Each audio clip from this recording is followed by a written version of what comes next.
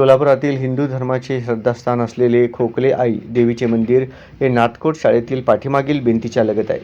ओम मैदानाच्या समोरच्या बाजूस आहे. तेथे रात्री काही समाजकंटकांनी देवीच्या मंदिरातील दरवाजा उचकटून टाकला.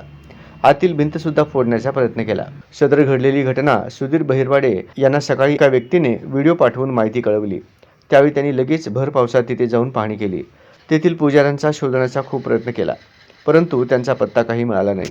सदर घटनेची माहिती पोलीस उपायुक्त विजय कबाडे यांनी कळवली, तर त्यांनी लगेच सदर बाजार पोलीस निरीक्षक लकडे साहेबांना कळवून तेथे पोलीस फोर्स पाठवला आणि मंदिराची झालेली नासधूस हे पुन्हा दुरुस्ती करण्यात आली.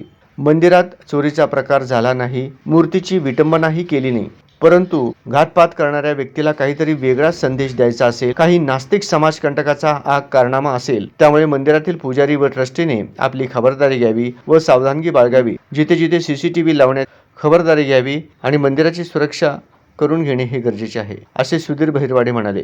सोलापुरातली श्रद्धास्थान असलेली आमच्या इथली खोकली आई नार्थकोट मैदानच्या पाठीमागच्या बाजूला, होम मैदानच्या समोरच्या बाजूला, त्या ठिकाणी काही समाजकंटकांनी रात्री त्या मंदिराचा दरवाजा तोडला, भिंतीला तडा दिला.